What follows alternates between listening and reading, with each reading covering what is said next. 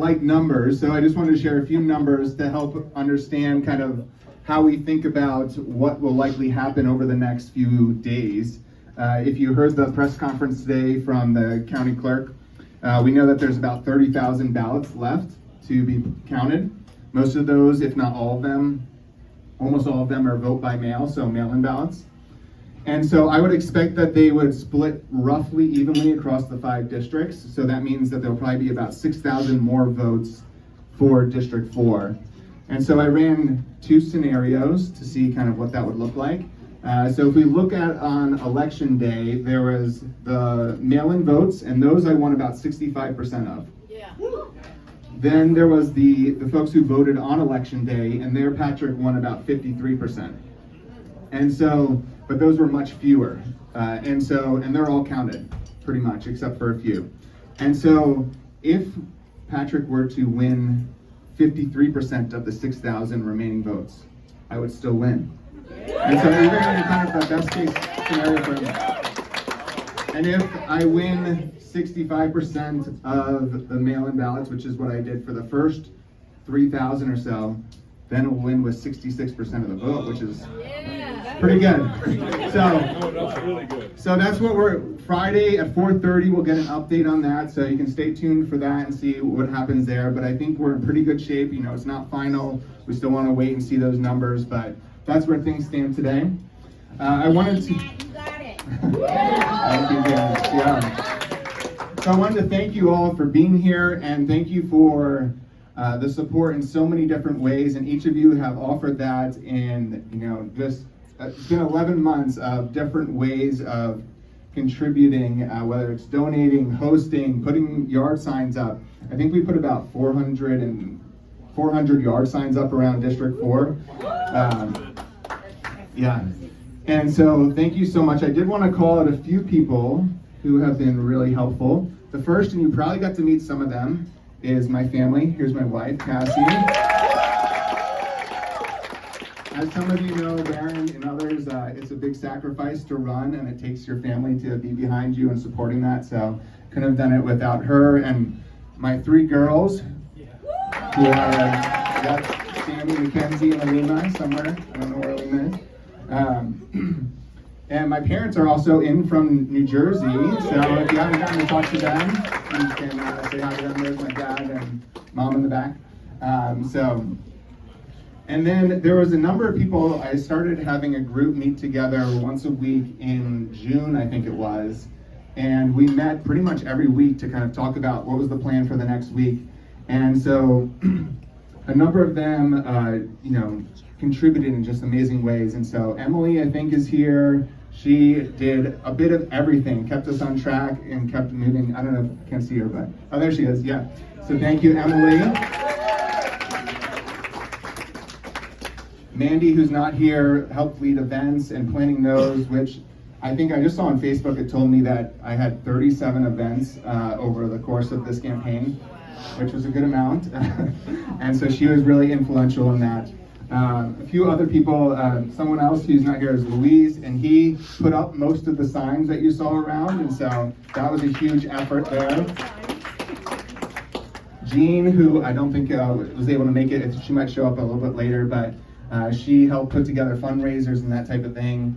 And Mary Williams, who was formerly with the county, she was a major help on policy issues, connecting me to the right people, so that I was able to really get a deep understanding of the issues, because that was my goal all along. And so, and then, you know, just want to thank everyone who donated, who volunteered, who put up a sign, because the way I thought about it this whole time was, you don't know what's going to convince someone to vote for you. And so just, you know, somebody would be like, I'm at the top of a very rural road. You sure you want me to put up a sign? I'm like, yes, one person might see it. And that might be one more vote. If you do that every day for 11 months, that adds up to a lot of votes. And so everything that you did, whether it felt really small and insignificant, or you felt like you were sacrificing a lot to do that, really appreciate it, because that all added up to a cumulative effect. And then I want to thank the voters of Shasta County, because when you run for office, you put ideas out there and you're not sure if people are going to like them. And so you're kind of testing and experimenting with a few things. And I tried a few things to do it a little differently during this campaign, and it looks like it worked. So thank you to the voters for affirming that. And I just want to call out a few of those. One was, I said from the beginning that I was trying to win the support of all of Shasta County, not just a particular group or a particular political party or faction. And that's because I believe that, as an elected official, you're supposed to represent all of Shasta County. And as I talked to, I think it was 9,000 doors knocked on, we think that we're really divided, but actually we have a lot of the same challenges and the same things that we want to see happen. We want to see homelessness reduced. We want to see it to be safer. And so there's actually a lot of unity around that. And so if we can focus on the things that unite us, then we can actually make progress on those things. And that's what I'm hopeful for going forward. The other thing that I said, and I know maybe some of you in this room, we had some disagreements about this, but I said, we're not going to insult people, but we will debate ideas and actions. And if you heard my ads, you know that I didn't shy away from saying that the incumbent wasn't getting results on the issues that mattered, but also avoided the personal attacks. And that's because it's not about just winning an election, it's about moving us forward as a community. And if we start attacking people, then we turn people against each other. And so I was excited to see that we could focus on the issues and debate the ideas and actions. And that's what we need to see more of at the board. We need to see a real debate before we rush into decisions that have huge consequences. Few other ideas here. Another one was that you can disagree with people without disassociating with them and without breaking relationship. I think if I asked you how many people disagreed with something I said over this last campaign, you'd probably all raise your hand. And that's how it's going to be and how it's supposed to be. But if we can stay connected to each other and hear each other's perspectives, then that will actually get us to better ideas. Because we all have blind spots around what we think is best. And so being able to, and I've had some hard conversations over the course of this campaign with people who are like, yeah, that definitely is not how I think about that. But if we stay in conversation, we can actually move forward as a community. And so that was encouraging to see that as well. And then maybe one of the last ones here is, what I think we need to do is, if we see something good that's being done by someone who is on the so-called other side, we should compliment that and we should praise that. And if we see something bad that's being done or negative that's being done by someone who's on our side, we should criticize that, because we should be focused on what's best for the community, not what's best for a particular political party. And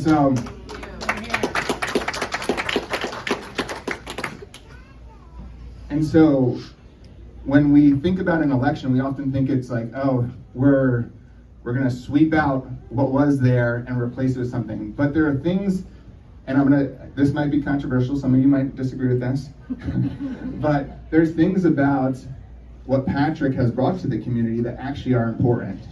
And we can't throw those out and lose those because we reject, a lot of the things that he's done and the decisions that he's made. And so a few of those I just want to call out is that there is an importance of individual liberties, and I think that's what makes Shasta County great, is we do stand up for the freedom that this country is founded upon, and he's done that. It's important that we push back on the state when it reaches too far into our local business. Now, I disagree with how they've done that, and it's largely been ineffective, and that's what we need to change, but it's important that we do that as well. It's also important that we challenge the status quo, because the reality is that in Shasta County we have the highest suicide rate, we have childhood trauma rates 2.5 times the state average. So we're not performing really well. So we can't rewind 4 years and say, okay, let's just do what we were doing back then, because we still had serious challenges. And so we need to challenge the status quo, we need to question it, but do so in a respectful way that brings people along and is collaborative versus alienating people. And then the last thing is that, and I think Patrick does this well, maybe a little too well, is we need to stand strong in our convictions in the face of opposition. And that will be important because there will be times when the things that, if we're going to actually solve the problems here that the rest of California hasn't been able to solve for the most part, we're going to have to sometimes do things that are unpopular with the rest of the state or the rest of the community. And so we'll need to stand strong in our convictions. And so those are things that I think we can take with us from what is currently happening, but do so in a way that actually moves us forward. All right, just a final thought here. We'll learn more on Friday, but there's a lot of work for us to do. And so in some ways, this is just the beginning, right? The real challenge is, okay, can we in 4 years come back and say, oh yeah, our homelessness numbers are down, our streets are safer, our children are better protected, our roads have fewer potholes. And so the way that I believe that we will move forward is that we hold the government accountable to deliver results. And that will depend on all of you staying engaged in this process as you have been, and coming to board meetings, sending me emails, even if they're a little angry at times, that's okay, and inviting me into your worlds that are influencing Shasta County, because if we can hold Shasta County accountable to deliver results to the community, that can have a trickle effect through the county government that will get us all moving in a direction of seeing progress on these challenges. And that's what I think we all want to see, is we just want to see government deliver a benefit for the tax dollars that we're paying. And so I believe Shasta County, we can deliver on the promise of government. If you look back to our founding fathers, they said that the primary goal of government is the happiness of man. So you can have debate about that, but the idea is that we can address these challenges. And so in closing, thank you so much for being here. Thank you for your support. It's hard to overstate. In fact, it's probably impossible to overstate how much it has meant to me. And let's keep moving. So let's see what happens on Friday. And let's make some progress on these challenges and see Shasta County become a model of great government. Thank you, everybody.